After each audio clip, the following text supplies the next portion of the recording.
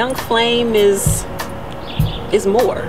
I'm more than a poet, more than an artist, more than a writer. I think all of us are more than what society labels us as, you know, more than a teacher, more than a doctor, you know.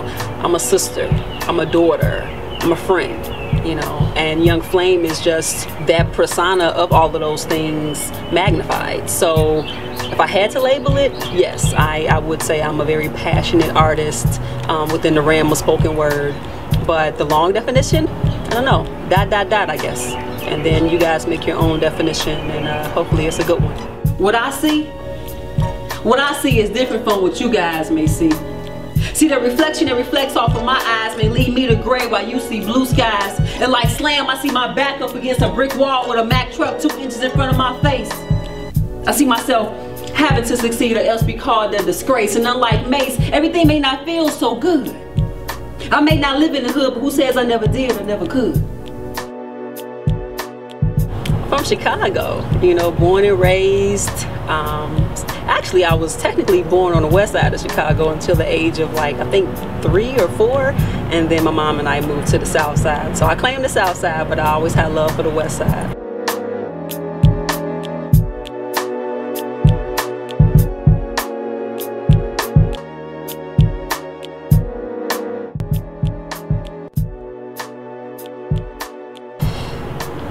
Jill Scott, Lauryn Hill, Erykah Badu, those are women in the industry that either have done it or have set a strong foundation of doing it or are doing it, you know. And I'm not a singer by any means, but they've inspired me because they stay true to who they are. You know, I can listen to any Lauryn Hill album, any Jill Scott CD, any Erykah Badu CD, and it's like I feel where they're coming from. And I'm hoping that this next project of mine, and hopefully my first project of Boiling Point, that people heard it and they really feel like, wow, I can relate to Young Flame. I can relate to her. So I would definitely say those are my top 3 inspirations.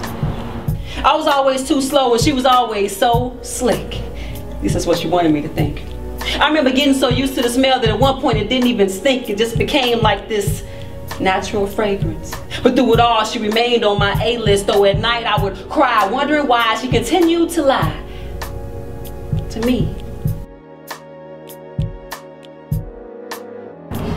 Journey of a Thought, my second project is coming up. It's going to be 2-part. You're going to have the regular CD component, but then there's going to be a DVD component, which is going to be a series of videos. Not every track on the CD is going to have a video, but it's going to be about 5 to 7 videos on there. And I just feel as though this journey is going to be the journey of my thoughts, not only since my first project, which is 6 years ago, but from adolescence to now. So from 12, 13 to 32, right? So it's a lot of content I'm trying to put in here, and to have that audio and visual, you know, to have both of those elements, I just think it's going to be a great journey for my, you know, fans. Hopefully, I'm very honest, very truthful. It's going to be talking about love, women, men, both separately and in the entity of relationship, family, just personal things within, you know, within myself, just my journey. So I'm really excited about it. You know, it's gonna be totally different than Boiling Point. It's gonna have a musicality to it, so you can put it in your CD player and just kind of go and flow with it. My first video that I launched for is called Fantasy.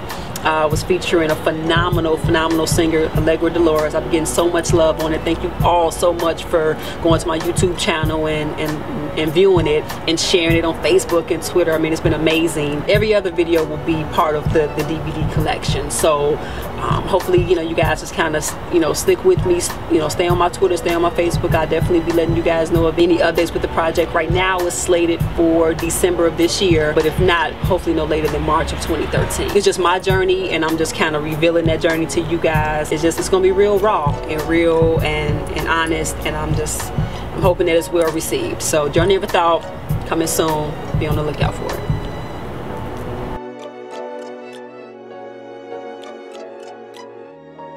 My poetry is therapeutic, you know, for me. I have a piece called I Don't Want to Be in Love, I Just Want to Be in Like. It's a signature piece. That particular piece is therapeutic for me because it's still an honest piece, and it definitely comes from experience, but it's one of those pieces where whenever I've gone out on a bad date, or whenever a relationship that I'm in doesn't work out or anything like that, I can think about that piece and actually feel better. You know, with a guy met indirectly who by happenstance just might fit in this unattainable mode, 50-50, masculinity, sensitivity, height or size wouldn't even matter just as long as he can deal with me, the type of like that doesn't test me. You know, a helpmate brother that actually helps and doesn't stress me. Matter of fact, one that only wants the best for me. Matter of fact, one who sees the bills and writes the checks for me. Matter of fact.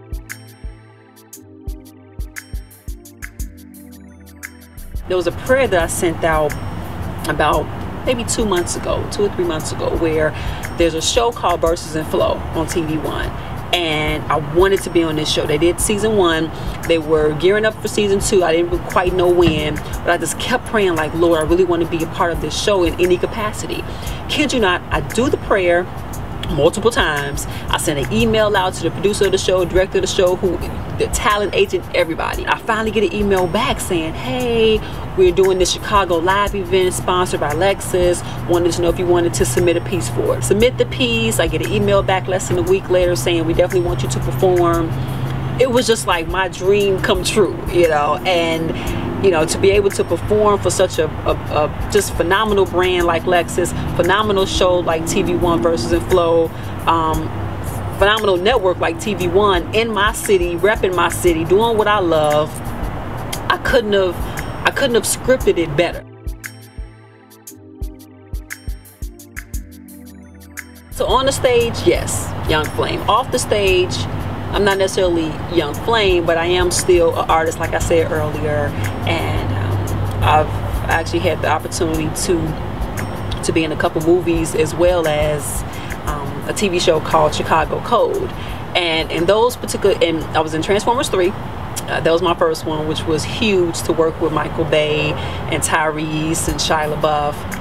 And then I was in Contagion as well, so I worked with Lawrence Fishburne. And then I had a reoccurring feature extra role in Fox's Chicago Code. I played a police officer, so that was humbling too, just to kind of go through what real female police officers go through in terms of not only, you know, putting on all the gear and the hair, but just the differences between, you know, how they're treated. And if asked would I ever want to go into, you know, acting and or modeling or anything like that, absolutely. You know, I've done print work as well as I've done commercial work with, you know, with TV One for the My Black is Beautiful campaign, and that was very humbling. Got my own commercial for that, and then again with the movies and stuff. So I've been in theater since 2002, and a lot of people don't know that. That's kind of where I'm at with it. Wherever God sees me is where I'm at. But right now I am really focused on the poetry,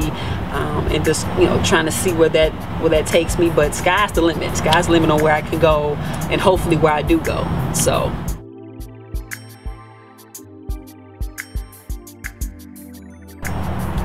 I am a fraction of we, but that she be me, and I'm beautiful. The love in my heart reflects how suitable. See, understand, we gotta stand for our style, man. Forget the norm, why conform, just profile, man. You see, these words I give, I still smell the newness, and the pride that's inside I celebrate. You knew this, but if by chance you're clueless, all you gotta do is keep being the beautiful, wonderful, incomparable you, Young Flame.